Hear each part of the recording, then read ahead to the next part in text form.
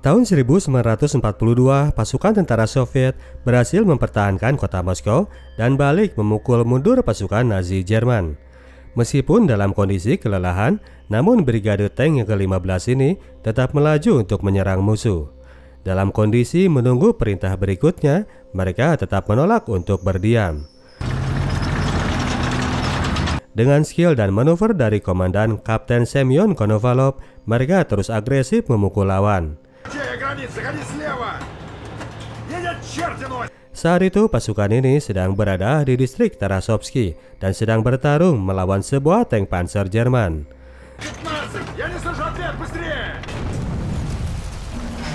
Sempat tank mereka kena hantaman bom musuh, namun kemudian mereka balas dengan sebuah pukulan yang telak. Panzer Jerman itu pun KO seketika. Semyon saat itu masih mencoba untuk berkomunikasi dengan peleton pendukungnya, namun tetap tidak mendapatkan jawaban. Penasaran, ia pun melihat keluar, ternyata tank itu sedang terjebak di kubangan lumpur. Tank tipe KV-1 ini pun pergi menghampiri tank rekannya.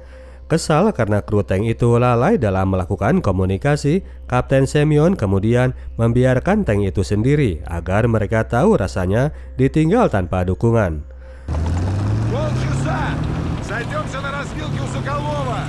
Belum lama tank ini jalan, drivernya kemudian meminta izin untuk berhenti karena kebelet pipis. Semyon pun kemudian nengok keluar untuk mengamati anak buahnya yang masih bengong karena tanknya kejebak lumpur. Dia tidak menyadari bahwa di samping sudah ada panzer Jerman yang sudah siap untuk membidik. Tak pelak, tank itu pun kena hajar dari samping dan Kapten Semyon terpental dari atasnya. Setelah itu barulah kemudian tank panzer lanjut menyerang tank di bawah yang sedang tidak berdaya. Semyon Konovalov masih selamat meskipun mendapatkan luka yang cukup parah. Namun demikian, dia masih beruntung karena yang lainnya malah tidak selamat, kecuali sang driver yang lagi pipis jongkok saat bom itu menghajar tank mereka. Kapten Konovalov merasa terpukul mendapatkan insiden itu. Itu adalah kali kedua bagi dirinya kehilangan pasukan dalam sebuah pertempuran. Esok harinya, perwakilan dari pasukan dikirim untuk menderek tank KV-1 bawaan Konovalov yang kemarin bonyok karena serang panzer. Sang mekanik jadi pusing 7 keliling karena untuk menservis tank ini mereka tetap butuh spare part. Muncul sebuah kabar bahwa pihak pusat sudah mengirim satu orang ahli sulap yang katanya jago dalam hal reparasi kendaraan perang. Nama orang itu adalah Pavel Chumak. Di tengah sebuah pertempuran udara, datang seseorang pengendara motor yang mengawal kiriman 2 tank T-34 baru. Si motoris ini adalah orang kiriman dari pabrik tank Kirov, sang ahli sulapwati yang bernama Pavla atau Paula Chumak, bukan Pavel seperti yang dibilang oleh prajurit tadi. Pavla segera merapat menuju markas Brigade 15 untuk mendeliver kiriman tank baru tersebut. Insiden kemarin itu ternyata sedang menjadi pembahasan di antara dua komandan. Mayor Krotov menyarankan agar Konovalov diajukan ke mahkamah militer karena kelalaiannya kemarin. Usulan itu ditolak oleh Kolonel Drozov. Pak Kolonel melihat bahwa Konovalov lagi apes saja kena jebakan Batman. Di luar itu, dia melihat bahwa sang kapten adalah seorang ahli taktik yang jempolan di bidang tempur. Mereka tetap membutuhkan kehadiran Konovalov dalam barisan armadanya. Mayor Krotov yang dulu satu kelas dengan Konovalov di akademi tetap meyakinkan bahwa si kapten itu adalah orang yang gak bertanggung jawab. Ia menilai bahwa tindakannya sering melanggar aturan dan sekarang harus diadili di sidang mahkamah. Kolonel Drozov tetap tidak bergeming. Ia tetap pada keputusannya untuk membela Konovalov yang pada momen itu justru ia lihat sedang dalam kondisi terpukul dan butuh dukungan. Datanglah kemudian Pavla menghadap Pak Kolonel. Ia pun memperkenalkan diri dan menyatakan permaksudannya. Pak Kolonel sangat menerima kedatangan Pavla. Tank KV-1 itu memang sebuah barang sensitif, butuh tangan seorang ahli untuk bisa membetulkannya. Alih-alih Pak Kolonel, ternyata Mayor Krotov yang lebih hangat menyambut Pavla. Dengan senang hati ia mengantar Mbak Engineer ini menuju lokasi tempat para tank rusak itu sedang terparkir. Krotov yang masih ngejomblo ini terus bermanis-manis sampai ia suntangan mbak engineer yang maco bin seksi itu. Mendapat perlakuan tersebut, Pavla pun jadi riku. Pavla memilih untuk fokus pada kerjaannya membetulkan tank KV-1. Ia pun banyak memberikan masukan kepada Letnan Rykov sang engineer di kesatuan. Di sela kesibukan itu datanglah seorang prajurit yang akan menjadi gunner baru di tank KV-1 arahan Konovalov. Orang yang gempal sekali ini adalah Sersan Sitov. Sitov ini adalah teman lama dari Gubkin, salah seorang prajurit yang juga akan ditugaskan di dalam tanknya Konovalov. Sang kapten sendiri yang saat itu baru pulih dari luka mulai menghadap kepada Pak Komandan. Pak Kolonel yang bersimpati kepada Pak Kapten mempersilahkan Konovalov untuk kembali gabung dengan prajurit lainnya. Sebelum masuk ke dalam camp, Konovalov sempat memandang Pavla dari kejauhan, seakan mereka berdua sudah lama saling kenal. Konovalov sendiri saat itu tidak banyak buang waktu. Ia langsung menghampiri tank pegangannya dan menginspeksi tiap kru. Dari Mr. Rykov, Konovalov mendapatkan briefing soal kondisi tanknya yang tampaknya saat itu masih mengalami trouble dalam hal perbaikan. Pada akhirnya Pak Kapten pun mendatangi Pavla. Meskipun agak ragu untuk bicara, namun pada akhirnya sang wanita yang mencoba memecah kebekuan. Pavla bilang bahwa ia masih menunggu datangnya kiriman radiator buat tank KV-1 itu. Setelah itu Pak Kapten pun langsung cabut lagi, membuat Pavla makin meresah dalam gelisah. Sementara menunggu tank diperbaiki, Kapten Konovalov memutuskan untuk mempersiapkan fisik para kru agar mereka siap menjalani pertempuran. Semua kru harus bisa loading dalam waktu 6 detik saja. Lewat dari waktu itu dianggap sudah telat. Konovalov membawa prajuritnya untuk melakukan cross country. Dengan fisik yang kuat, kemenangan akan lebih mudah untuk diraih. Kehadiran Pavla yang banyak memberikan kontribusi terhadap perbaikan armada tank makin dilukan oleh para punggawa bengkel, terutama oleh Mayor Krotov. Pavla ini ternyata tidak hanya gape dalam memperbaiki mesin perang, juga mesin sebuah turntable yang membuat suasana camp jadi hangat akan kehadiran suara musik. Mendengar suara musik, Mayor Krotov langsung gatal pengen mengajaknya untuk berdansa, namun lagi-lagi Tante Pavla menolaknya dengan halus. Pavla lebih memilih untuk mendatangi Kapten Konovalov yang ternyata adalah suami resminya. Pasangan ini adalah sebuah pasutri yang awet rajat, yang mana mereka ini sering bertengkar namun juga selalu kangen kalau lagi nggak ribut. Itulah sebabnya mereka selama itu mengambil jalannya masing-masing.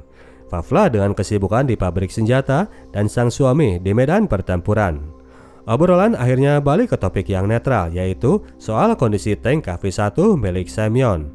Pavla sudah mencoba memperbaiki, namun dia masih perlu spare part injektor yang masih belum ia dapatkan. Untuk mendapatkannya, Semyon berpikir mereka bisa mengambilnya dari tank ringsek di medan tempur. Karena kalau siang khawatir dengan sniper pihak Nazi, maka dari itu pencarian pun harus dilakukan di malam hari. Maka jalanlah kemudian Konovalov malam itu juga ditemani oleh Rykov dan Sitov menuju site pertempuran. Di sana mereka hendak mempreteli spare part dari bangkai tank yang banyak berserakan. Saat itu kebetulan datang juga truk pihak Nazi yang sedang melakukan kegiatan serupa. Semyon dan rekan berhasil menangkap salah satunya yang kemudian mereka bawa sebagai sandera. Sampai di camp, tindakan Semyon tadi ternyata malah dikecam oleh Krotov yang menganggapnya sebagai tindakan indisipliner karena telah bertindak tanpa komando atasan. Untungnya di sana masih ada Kolonel Drotsov yang bisa lebih fair dalam menilai. Alih-alih mengecam, Pak Kolonel malah memuji tindakan Semyon yang ia nilai sebagai sebuah tindakan yang heroik. Krotov ia suruh agar diam dan tidak banyak cincong. Terdengarlah kemudian suara mesin tank KV-1 yang sudah menyala bekas spare part kanibal tadi. Pavla sudah melakukan sedikit perbaikan, namun menurutnya masih banyak yang harus diperbaiki dari tank ini. Tank itu pun coba untuk dijalankan dan kemudian lewat ke hadapan Mayor Krotov yang sedang merencanakan sebuah patroli. Ia pun pada akhirnya menyuruh prajuritnya untuk sekalian mengajak KV-1 agar turun langsung ke medan laga. Mendengar hal itu, Pavla pun jadi kaget karena KV-1 ini sama sekali belum siap untuk diajak bertugas. Namun Krotov yang udah kadung main hati jadi curiga bahwa Pavla cuma berusaha melindungi Konovalov yang kelakuannya ia anggap selalu berlaga sok pahlawan. Krotov nggak mau dengar yang ia lihat tank tersebut udah bisa jalan, maka dari itu tidak ada alasan bagi Konovalov untuk menolak tugas. Berangkatlah kemudian tank KV-1 yang belum sepenuhnya betul ini mendampingi dua tank T-34 yang kekuatannya jauh berada di atas. Betul saja, belum jauh mereka jalan, tank ini pun sudah mengalami gangguan karena gearnya yang masih dobol. KV-1 tidak mampu untuk keep up dengan T-34 yang terus jalan melaju kencang.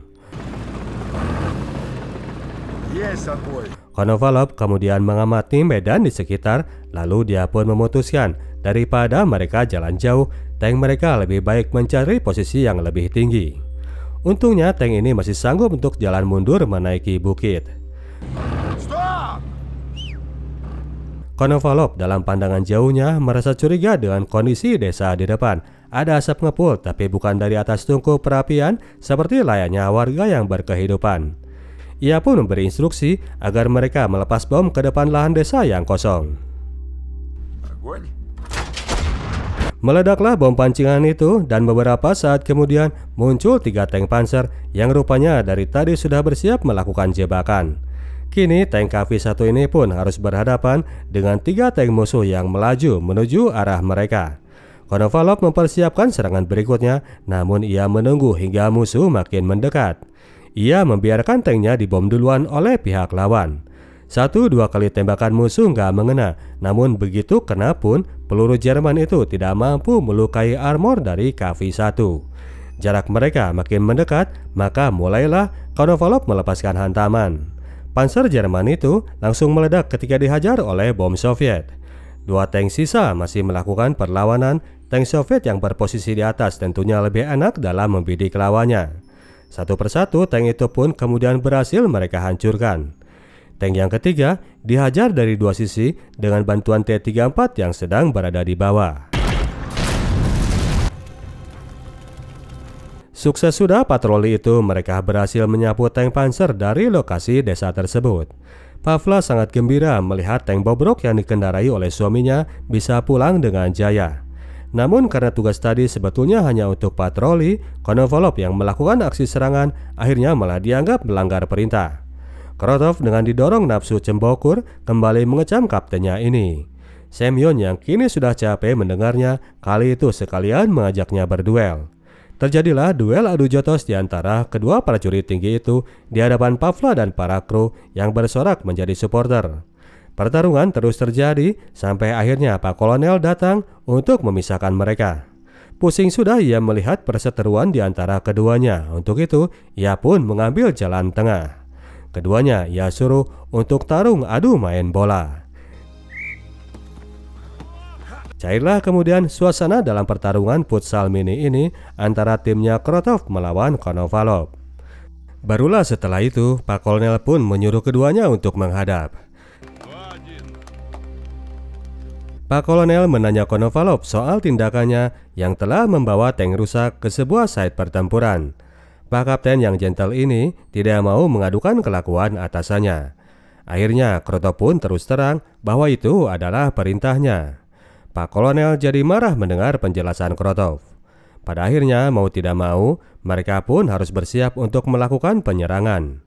KV-1 sekalian ia suruh untuk berada di antara barisan. Setelah itu barulah Pak Kolonel kasih tahu bahwa Pavla itu adalah istrinya Konovalov, biar Krotov tidak lagi mengulang keputusan tolol yang didorong rasa baper. Karena kendaraannya lagi nggak sehat, pada akhirnya tim Konovalov harus siap untuk turun ikut pasukan infanteri. Mendengar kabar itu, Pavla segera mendekati Pak Kolonel. Ia memintakan izin agar tank KV-1 datang belakangan. Dia yakin bahwa dirinya masih bisa membetulkannya. Gak peduli dengan penjelasan Pak Kolonel, Pavla tetap bertekad untuk pergi memperbaiki tank suaminya itu. Ia memanggil semua kru agar jangan turun dulu bersama pasukan infanteri. Semuanya ia kumpulkan di sekitar tank. Sibuklah kemudian mereka memperbaiki tank tersebut.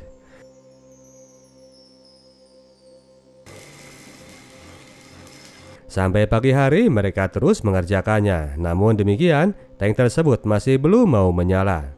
Para kru sudah mulai frustrasi meskipun mereka melihat bahwa Vavla masih tetap terus mencoba.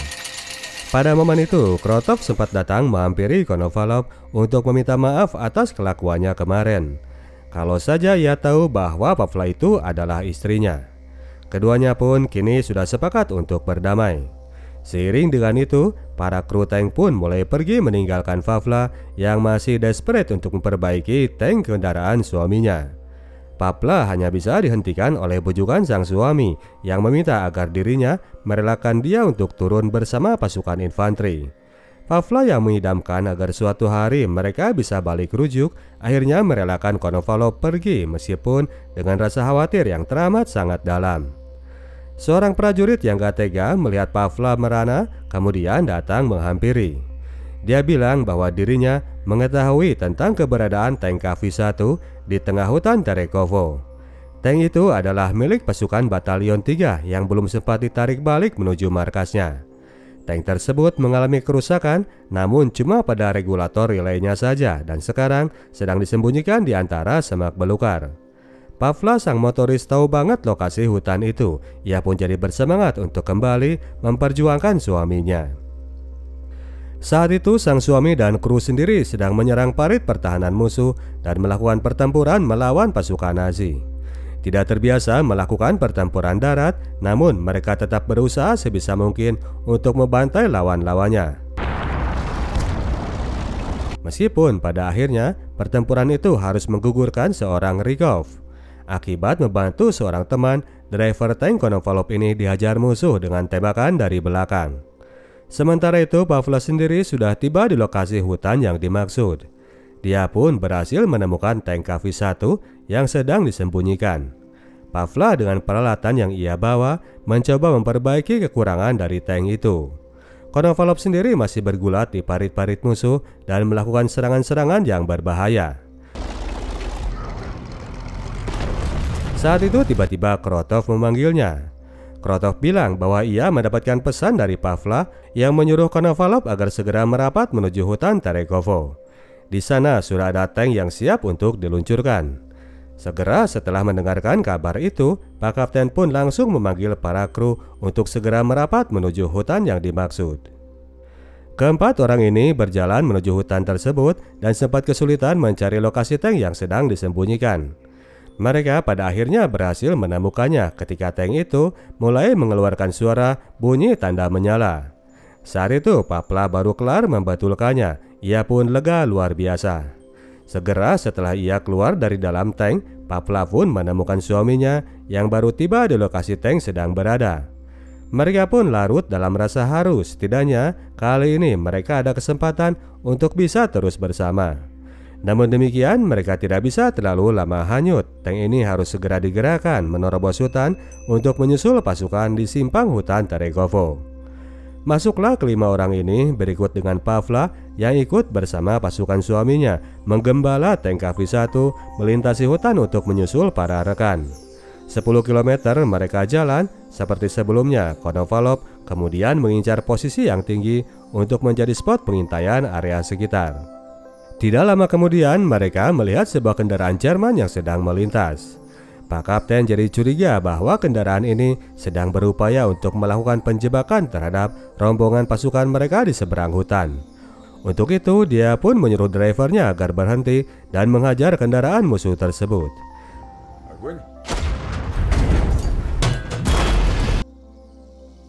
Hancur leburlah sudah kendaraan pengiring panser itu diledakkan. Konovalov kemudian mengamati suasana luar dan benar saja muncul kemudian iringan tank panser yang menyusul kendaraan sebelumnya. Mereka mencoba menghubungi pasukan Krotov, namun radio komunikasi tank itu tidak mau bekerja. Tank KV-1 ini mau tidak mau harus bertarung sendiri. Namun merasa pede dengan kemampuan dan amunisi yang dimiliki, tank ini pun langsung bersiap melakukan penyerangan. Dengan mengambil posisi di antara pepohonan, tank ini akan coba berperan seperti seorang sniper. Konovalov menunggu hingga semua tank tiba di tempat, lalu menginstruksikan untuk menyerang tank yang paling kanan. Есть крайний 900. Первый не промажь. Meledaklah satu tank dari deretan panser Jerman itu. Tembakan tersebut dilanjut dengan serangan berikutnya. Mereka harus gerak cepat sebelum posisinya mulai terpantau oleh pihak Jerman. Segera setelah tembakan ketiga mencederai musuh, barisan panser ini pun mulai maju untuk mendekat. Sementara tank KV-1 melepaskan tembakan tepat sasaran, tank Jerman hanya bisa melepas tembakan spekulatif saja. Dengan leluasa, tank KV-1 ini pun melukai barisan panser sampai akhirnya spot mereka mulai terdeteksi oleh musuh. Sekalian KV-1 pun maju ke depan dan makin agresif menggempur lawannya. Satu tembakan panser hanya mental pada armor KV-1 berkat skill molding baja yang luar biasa dari pihak Soviet. Dengan gagah tank ini pun terus mendekat dan menghancurkan barisan panser Jerman. Этих мерзавцев. Огонь!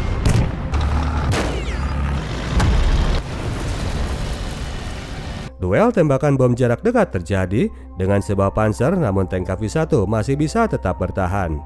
Tembakan yang telak itu memang pada akhirnya membuat KV-1 jadi tidak mau bergerak. Sang driver kemudian memutuskan untuk turun memeriksa kondisi roda tanknya. Ia melihat bahwa ada sebuah balok kayu yang mengganjal roda tank milik mereka. Sang driver pun kemudian mengambil palu untuk menyingkirkan balok kayu tersebut. Saat itu Konovalov mengamati bahwa pihak Jerman sedang memasang senjata anti-tank. Ia pun terpaksa memerintahkan tanknya agar segera bergerak. Sang driver nekat tetap berada di bawah sampai pada detik ketika tank itu harus digerakkan oleh Pavla.